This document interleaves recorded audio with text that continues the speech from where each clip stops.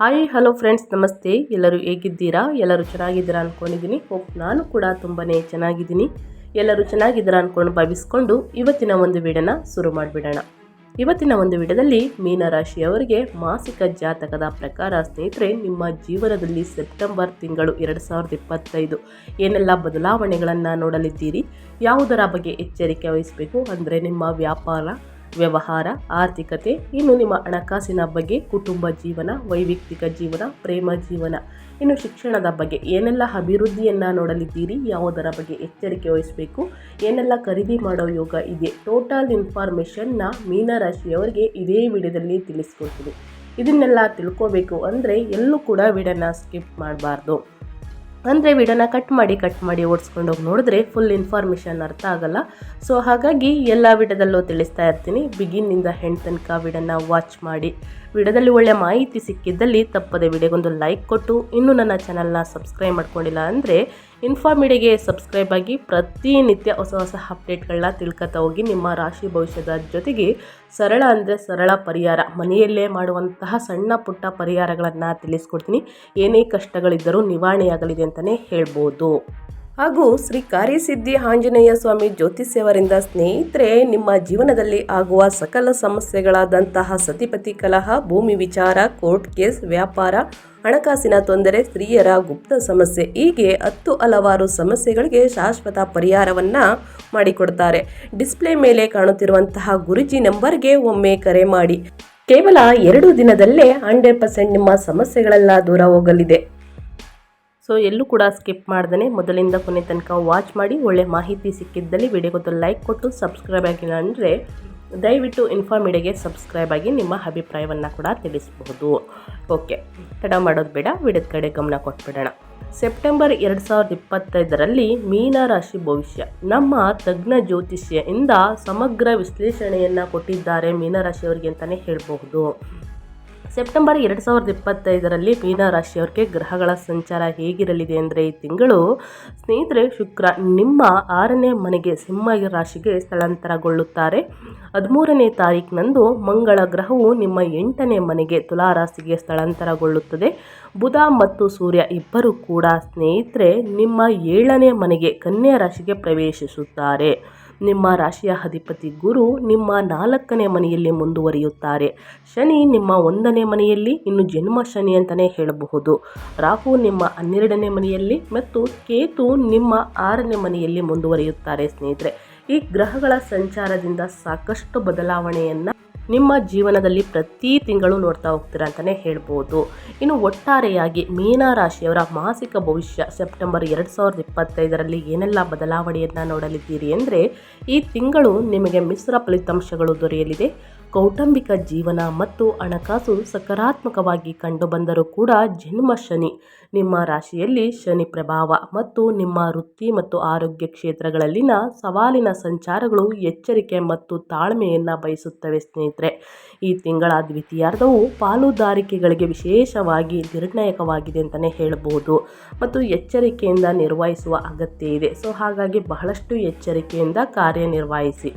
ಇನ್ನು ನಿಮ್ಮ ವೃತ್ತಿ ಜೀವನದ ಬಗ್ಗೆ ಹೇಳೋದಾದರೆ ಏನೆಲ್ಲ ಬದಲಾವಣೆಗಳನ್ನು ನೋಡಲಿದ್ದೀರಿ, ಯಾವುದರ ಬಗ್ಗೆ ಎಚ್ಚರಿಕೆ ವಹಿಸಬೇಕು ಅಂದರೆ, ವೃತ್ತಿ ಜೀವನದ ದೃಷ್ಟಿಯಿಂದ 2ನೇ ವಾರದವರೆಗೆ ನಿಮಗೆ ಒಳ್ಳೆಯ ಸಮಯ ಸಿಗುತ್ತದೆ. 3ನೇ ವಾರದಿಂದ ಸೂರ್ಯ ಮತ್ತು ಬುಧ ನಿಮ್ಮ 7ನೇ ಮನೆಯಲ್ಲಿ ಇರುವುದರಿಂದ ನೀವು ಹೆಚ್ಚುವರಿ ಸಮಯ ಕೆಲಸ ಮಾಡಬೇಕಾಗಬಹುದು ಅಥವಾ ಸಹೋದ್ಯೋಗಿಗಳು ಮತ್ತು ಮೇಲಧಿಕಾರಿಗಳಿಂದ ಸವಾಲುಗಳನ್ನು ಎದುರಿಸಬೇಕಾಗಬಹುದು. ಸ್ಥಾನ ಮತ್ತು ಸ್ಥಳದಲ್ಲಿ ಕೆಲವು ಬದಲಾವಣೆಗಳನ್ನು ಸೂಚಿಸಲಾಗಿದೆ. ಇತರರ ಕೆಲಸದಲ್ಲಿ ಹಸ್ತಕ್ಷೇಪ ಮಾಡಕ್ಕೆ ಹೋಗಬೇಡಿ ಸ್ನೇಹಿತರೆ, ಏಕೆಂದರೆ ಅದು ನೀವು ಅವರ ಕೆಲಸವನ್ನು ಸಹ ಪೂರ್ಣಗೊಳಿಸಬೇಕಾಗಬಹುದು. ಬಹಳಷ್ಟು ಎಚ್ಚರಿಕೆ ವಹಿಸುವುದು ಉತ್ತಮ. ಇನ್ನು ಅದೇ ರೀತಿ ನಿಮ್ಮ ಹಣಕಾಸಿನ ಬಗ್ಗೆ ಹೇಳೋದಾದರೆ, ಆರ್ಥಿಕ ಪರಿಸ್ಥಿತಿ ಹೇಗಿರಲಿದೆ, ಸೆಪ್ಟೆಂಬರ್ 2025ರಲ್ಲಿ ಯಾವುದರ ಬಗ್ಗೆ ಎಚ್ಚರಿಕೆ ವಹಿಸಬೇಕು, ಏನೆಲ್ಲ ಘಟನೆಗಳು ನಡೆದರೆ ಸ್ನೇಹಿತರೆ ಏನೆಲ್ಲ ಪರಿಹಾರಗಳು ಅಂದರೆ ಸಣ್ಣ ಪುಟ್ಟ ಪರಿಹಾರಗಳನ್ನು ಮಾಡಬೇಕು ಅನ್ನೋದನ್ನ ತಿಳಿಸ್ಕೊಡ್ತಾ ಹೋಗ್ತೀನಿ. ಈ ತಿಂಗಳು ಮೀನರಾಶಿಯವರಿಗೆ ನಿಮ್ಮ ಆದಾಯದಲ್ಲಿ ಹೆಚ್ಚಳ ಕಂಡುಬರುವುದರಿಂದ ಆರ್ಥಿಕವಾಗಿ ನಿಮಗೆ ಉತ್ತಮ ಸಮಯ ಸಿಗುತ್ತದೆ. ಅದೇ ಸಮಯದಲ್ಲಿ ನಿಮ್ಮ ಜೀವನ ಸಂಗಾತಿ, ಮನೋರಂಜನೆ ಅಥವಾ ಆರೋಗ್ಯ ಸಮಸ್ಯೆಗಳಿಗೆ ನೀವು ಹೆಚ್ಚಿನ ಹಣವನ್ನು ಖರ್ಚು ಮಾಡಬಹುದು. ನಿಮ್ಮ ರಾಶಿಯಲ್ಲಿ ಶನಿಯ ಉಪಸ್ಥಿತಿಯು ಅನಿರೀಕ್ಷಿತ ಮತ್ತು ಗಮನಾರ್ಹ ವೆಚ್ಚಗಳಿಗೆ ಕಾರಣವಾಗಬಹುದು.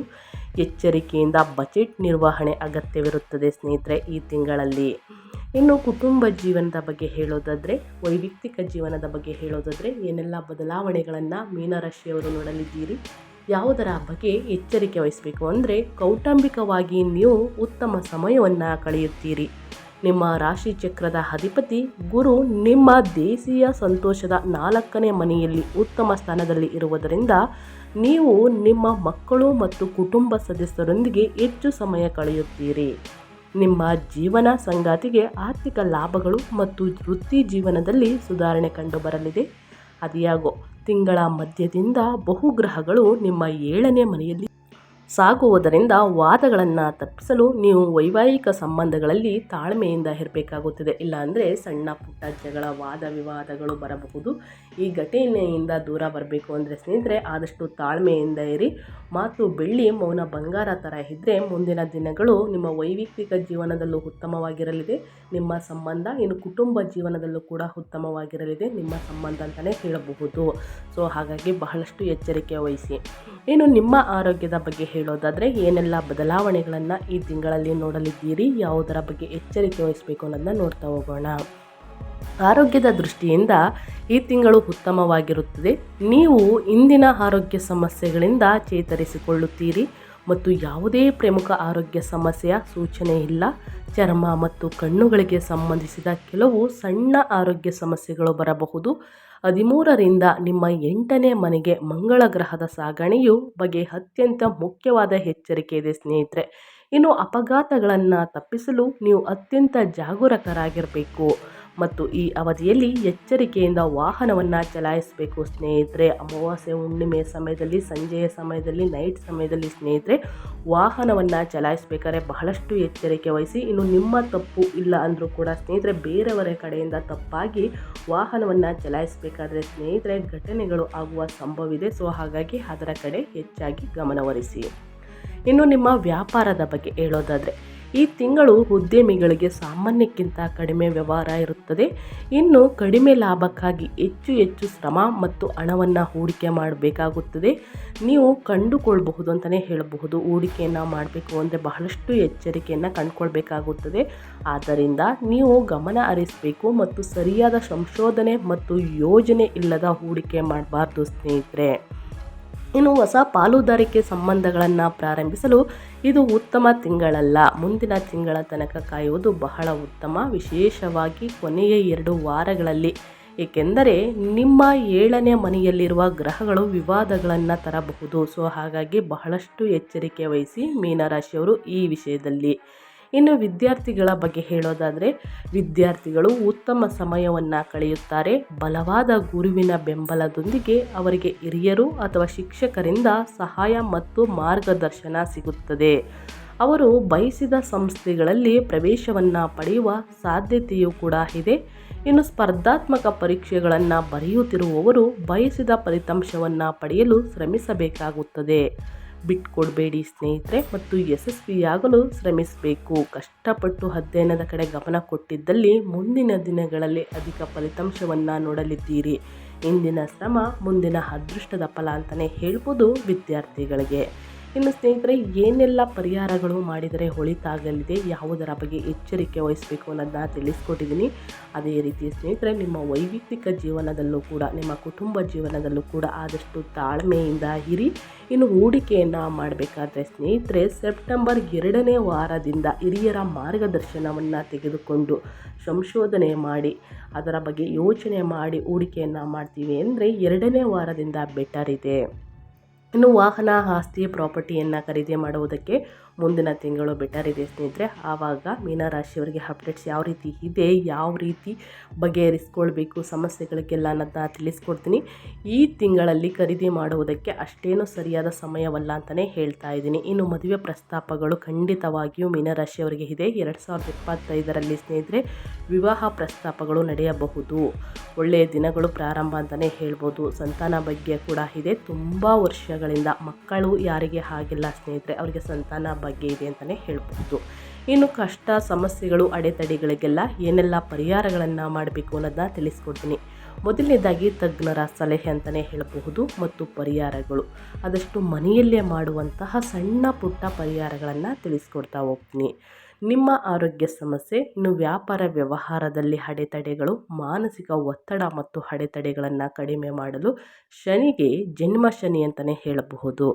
ಪ್ರತಿ ಶನಿವಾರ ಹನುಮಾನ್ ಚಾಲಿಸ ಅಥವಾ ದಶರಥ ಶನಿ ಸ್ತೋತ್ರವನ್ನು ಪಠಿಸಬೇಕಾಗುತ್ತದೆ. ಈ ರೀತಿ ಮಾಡಿದ್ದಲ್ಲಿ ಮಾನಸಿಕ ಒತ್ತಡ ಕಡಿಮೆಯಾಗಲಿದೆ, ಅಡೆತಡೆಗಳು ಕಡಿಮೆಯಾಗಲಿದೆ.